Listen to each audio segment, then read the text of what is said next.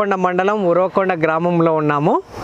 ఇవాళ చరిత్ర ఏంటంటే ఇప్పుడు మనం ఒక కొండ చూపించబోతున్నాము. ఆ కొండతో పాటు సూర్య దేవాలయం కూడా మనం చూపించబోతున్నాము. ఈ సూర్య దేవాలయం ఎక్కడుందంటే అది ఎక్కడుందో మళ్ళీ వీడియో స్టార్ట్ అయిన తర్వాత మీకే తెలుస్తుంది. ఫస్ట్ మనం కొండ గురించి తెలుసుకుంటే ఈ కొండ చూడ్డానికి ఎలా ఉంటుందంటే పాము మొత్తం చుట్టుకొని పడగ విప్పినట్టు ఉంటుంది. ఇది నేను చెప్పే మాట కాదు, ఆల్రెడీ కొన్ని న్యూస్ ఛానళ్ళలో కూడా చెప్పిన మాట. అది మీకు ఏ విధంగా కనపడుతుందో నేనైతే చెప్పలేను, కానీ అందరు అనడం అయితే ఆ విధంగా అంటారనమాట. అలాగే ఈ కొండకున్న చరిత్ర ఏంటంటే చిక్కన్న అనే పాలెగాడు ఈ కొండ మీద కోట ఏర్పాటు చేసుకొని అందరినీ ఇక్కడున్న ప్రజలందరినీ పాలించేవాడు అనమాట, కొన్ని గ్రామాలని. ఇది దాదాపు ఒక 200 సంవత్సరాల కిందట జరిగి ఉంటుంది. ఈ కొండలో కరిబసప్ప అనే స్వామి తపస్సు చేసేవారు. అసలు ఈ కరిబసప్ప స్వామి ఎవరు అనే దాని గురించి మనం తెలుసుకుందాము. దాదాపు 300 సంవత్సరాల కిందట చెన్నబ్బసప్ప అనే స్వామి, ఈయన యోగి అనమాట. ఆ స్వామికి ఉన్న శక్తులు ఎటువంటివంటే చాప వేసుకొని నీళ్ళలో పోగలడు, చాప తీసుకొని దాని మీద నిలబడి ఆకాశంలో వెళ్ళగలడు. అంత పవర్స్ ఉండే స్వామి ఈయన భిక్షాటనకు వస్తాడనమాట. ఉరవకొండకు భిక్షాటనకు వచ్చి ఒక ఇంటి దగ్గర నిలబడి, అమ్మ మీకు ఒక కుమారుడు పుడతాడని చెప్తాడు. అంటే వాళ్ళు ఏమంటారు, మాకు ఆల్రెడీ 6 మంది కుమారులు ఉన్నారు, వాళ్ళు మందబుద్ధి కలవారు. మందబుద్ధి అంటే ఏంటంటే వాళ్ళకు అంతంత మాత్రమే తెలివి ఉంటుంది, అలాగే వాళ్ళకు అవిటితనం కూడా ఉంటుంది, ఇవన్నీ కూడా ఉన్నాయి అని చెప్తారనమాట. చెప్పిన తర్వాత ఈయన ఏం చెప్తా అంటే, స్వామి సరే అమ్మ, ఇప్పుడు పుట్టబోయే కుమారుడు చాలా శక్తివంతుడు, ఈయన పుట్టిన తర్వాత ఆ 6 మందికి కూడా ఆరోగ్యం బాగా అవుతుంది, మొత్తం అవిటితనం అనేది పోతుందని చెప్తారనమాట. చెప్పిన తర్వాత ఇంకా 1 సంవత్సరం తర్వాత ఈయన కరిబసప్ప పుడతాడు. పుట్టిన తర్వాత తల్లిదండ్రులు ఇద్దరు కూడా ఒక 7 ఏళ్ల వయసులో 8 ఏళ్ల వయసులో అట్లా చనిపోతారనమాట. చనిపోయిన తర్వాత ఈయన కరిబసప్ప ఏం చేస్తుంటాడంటే వేరే వాళ్ళ దగ్గర ఆవులు కాసుకుంటా పని చేస్తుంటాడు. అప్పుడు కాలంలో డబ్బులు ఇచ్చేవాళ్ళు కాదు, ఓన్లీ అన్నం పెడితే చాలు పని చేసుకుంటూ ఉంటారు. దాని తర్వాత ఒకరోజు అప్పుడు కాలంలో శ్రీశైలం వెళ్ళాలనే, ఎక్కడికి వెళ్ళాలనే కాలిబాటనే మొత్తం నడుచుకుంటూనే వెళ్తుంటారు. తర్వాత కొంతమంది పెద్దవాళ్ళు తాత వాళ్ళందరూ కూడా నడుచుకుంటూ వెళ్తుంటే తాత ఎక్కడికి వెళ్తున్నారు అని ఈయన అడుగుతాడు కరిబసప్ప స్వామి. ఎక్కడికి లేదు నాయన, మేము శ్రీశైలం శివదర్శనానికి వెళ్తున్నాము అని చెప్తారు. చెప్పిన తర్వాత తాత నేను వస్తాను అని చెప్తాడు. తాత వాళ్ళు ఏం చెప్తారంటే, నాయన నువ్వు ఎవరో కూడా మాకు తెలియదు, మాతో పాటు రావడానికి మేము ఒప్పుకోము, మీ తల్లిదండ్రులను అడిగి రానైనా వెళ్దాంలే అని చెప్తారు.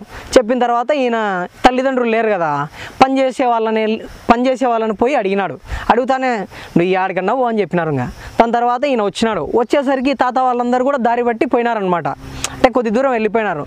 దాని తర్వాత ఈయన మళ్ళీ పరిగెట్టుకుంటూ పోయి ఇంకా తాత వాళ్ళ దగ్గర పోయి, ఇంకా నేను అడిగొచ్చిన తాత ఇంట్లో, ఇంకా నేను కూడా మీతో పాటు వస్తానని చెప్తాడు. ఇంకా దారిలో వెళ్తా ఉండేటప్పుడు అడుగుతాడు అనమాట తాత వాళ్ళను, తాత శివుడు అంటే ఎట్లుంటాడు తాత అని అడుగుతాడు. అప్పుడు వాళ్ళు ఏం చెప్తాడు, ఏనుగు చర్మం చుట్టుకుంటాడు, పులి చర్మం వేసుకుంటాడు, అలాగే నెత్తిన నీటి ఊట ఉంటుంది, పాములన్నీ మెళ్ళో ఉంటాయి, ఇవన్నీ చెప్తారనమాట. డమరుకం ఉంటుంది, శూలం ఉంటుంది, అన్నీ చెప్తారు. చెప్పిన తర్వాత అవునా అని చెప్తాడు ఈయన కరిబసప్ప స్వామి, అవునా తాత ఇట్లుంటాడా అని చెప్తాడు. దాని తర్వాత ఏం చేస్తారంటే ఇంకా శ్రీశైలం వెళ్తారు.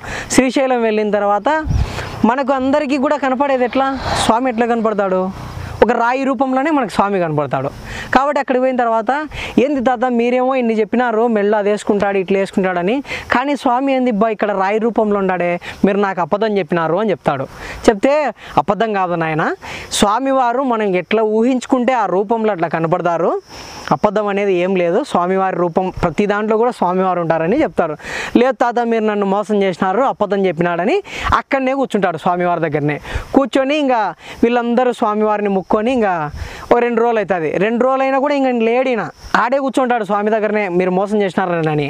కూర్చున్న తర్వాత దాని తర్వాత ఇంకా స్వామి దగ్గరకు వచ్చి తాత వాళ్ళందరూ, ఇంకా ఈయన మనసు నువ్వే మార్చాలా స్వామి, మేము ఎంత చెప్పినా కూడా ఈ పిల్లోడు వినడం లేదు, దయచేసి నువ్వే ఈయన మనసు మార్చు స్వామి అని చెప్పి ఇంక అక్కడ నుంచి వెళ్ళిపోతారు. వెళ్ళిపోయిన తర్వాత ఈయన ఇంకా శివ శివ శివ శివ అని అరుచుకుంటా ఇంకా లాస్ట్కి ఏం చేస్తాడంటే కరిబసప్ప స్వామి తల కొట్టుకుంటాడు అనమాట. ఆ శివలింగానికి తల కొట్టుకునే తర్వాత ఇంకా సాక్షాత్తు పరమశివుడే ప్రత్యక్షమవుతాడు. ప్రత్యక్షమై ఏం కావాలి నాయన, ఎందుకు నువ్వు ఇంత బాధపడుతున్నావు అంటాడు. అని చెప్పిన తర్వాత స్వామి ఇట్లా తాత వాళ్ళు చెప్పినారు, నువ్వేమో ఇట్లుండావు, సరే స్వామి మొత్తానికైతే దర్శనం ఇచ్చినావు, అంటే నీకేం కావాలి నాయన అంటే, నన్ను ఇట్లా మా ఊరిలో వదిలిపెట్టు స్వామి ఉరవకొండలో అని చెప్తాడు. సరేలే నేను వస్తానా పద అని చెప్పి స్వామివారు ఈ కరిబసప్ప స్వామిని తీసుకొని ఊరికి వస్తారు ఉరవకొండకు. ఉరవకొండకు వచ్చిన తర్వాత, స్వామి నువ్వు ఇక్కడే ఉండు, నువ్వు వచ్చినావంటే ఎవరు నమ్మరు, నేను పోయి చెప్పినా కూడా నువ్వు ఇక్కడే ఉండు, నేను పోయి తాత వాళ్ళందరినీ పిలుచుకొని వస్తానని చెప్పి తాత వాళ్ళని పిలుచుకోవడానికి పోతాడు. పోయిన తర్వాత తాత వాళ్ళు వచ్చి, ఇదిగో ఇక్కడే ఉన్నాడు చూడండి స్వామి, ఇక్కడే ఉన్నారు చూడండి అని చెప్పి నా కరిబసప్ప స్వామి చెప్తుంటాడు. ఆ తాత వాళ్ళు ఇంకా ఈ పిల్లోడు ఎంత చెప్పినా వినేటట్టు లేడు. సరే స్వామి, స్వామి నమస్కారం స్వామి అని చెప్పి ఇంకా కనపడకుండా కూడా కనపడినట్టు యాక్టింగ్ చేసి ఇంకా పోతారనమాట. అక్కడ నుంచి వెళ్ళిపోయిన తర్వాత ఇంకా దాని తర్వాత ఈ కరిబసప్ప స్వామి ఏం చేస్తాడంట అంటే, ఇప్పుడు మనం వెళ్ళబోయే కొండ దగ్గర పైకి ఎక్కి అక్కడ ఒక చిన్న గుహ ఏర్పాటు చేసుకొని ఆ గుహలో తపస్సు చేస్తుంటారనమాట. ఈ కరిబసప్ప స్వామి తపస్సు చేసిన ఆ గుహలోనే స్వయంభుగా మనకు శివలింగం వెలిసింది. అలాగే ఈ శివలింగం పైన ప్రకృతి సిద్ధంగా 5 పడగల ఇట్లా నాగపాములాగా ప్రకృతి సిద్ధంగా ఆ కొండ మీద మనకు కనబడుతుంది. అలాగే ఇక్కడ శివుడికి చంద్రిక ఉంటుంది కదా, ఆ చంద్రిక కూడా మనకు ఆ శివలింగం మీద కనబడుతుంది. ఇంకొక విషయం ఏంటంటే, శ్రీశైలంలో మనకున్న శివలింగానికి ఈ కరిబసప్ప స్వామి కొట్టినప్పుడు ఇక్కడ తల కొట్టుకున్నాడు కదా, తల కొట్టుకున్నప్పుడు ఆ ముద్రలు అనేవి అట్లే ఉన్నాయంట, కొంచెం పగిలిపోయిందంట. అది కూడా మనకి ఇప్పటికి కూడా శ్రీశైలంలో ఉందని చెప్తారు. అలాగే ఇంకా ఈ వీడియోతో పాటు మనకు ఇక్కడ సూర్య దేవాలయం కూడా మనం ఈ వీడియోలో చూసుకోవచ్చు.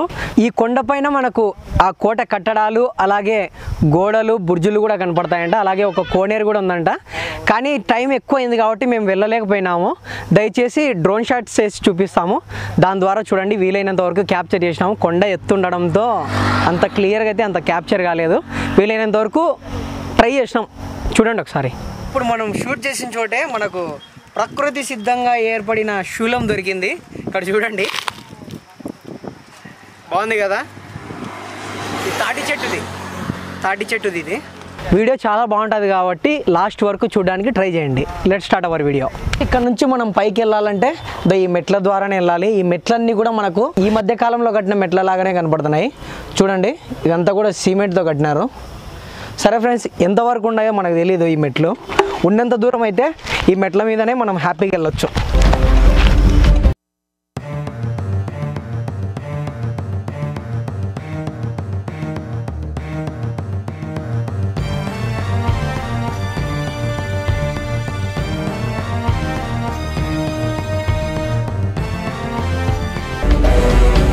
కొండపైకి రాగానే మనకి ఇక్కడ ఒక పెద్ద గంట కనపడింది. ఇంకా లోపలికి వెళ్ళి చూద్దాం రండి. కదా అక్కడ ఒక దీపం ఉంది కదా, దానికి ఏమైనా చరిత్ర ఉందా? అదే పూర్వం 300 సంవత్సరాల నుండి కార్తీక మాసంలో దీపం వెలిగించేవాళ్ళు. కార్తీక మాసంలో 300 సంవత్సరాల కిందటి నుంచి కార్తీక మాసంలో అక్కడ దీపం వెలిగిస్తారంట. ఇప్పటికి కూడా వెలిగిస్తారా? ఇప్పటికే వెలిగిస్తున్నాం. కార్తీక మాసంలో ఇప్పటికి కూడా వెలిగిస్తారంట. ఒకసారి అది కూడా చూడండి ఫ్రెండ్స్. ఇప్పుడు మనం గుళ్ళోకి వెళ్దాము, ఇంకా చూద్దాం రండి. ఇక్కడ నంది ప్రతిష్ఠించడానికి, నంది పెట్టడానికి ఇక్కడ కొత్తగా కట్టించినారు. దీనికి 300 సంవత్సరాల చరిత్ర ఉందే కానీ ఒక 3 సంవత్సరాల నుంచే దీన్ని డెవలప్ చేస్తారంట మెల్లమెల్లగా. ఇంకా రావచ్చా లోపలికి? ఇంకా వస్తున్నాం.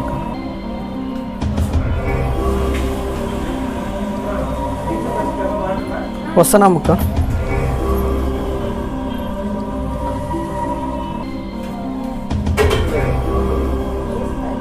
మరి దూరం ఏం లేదు.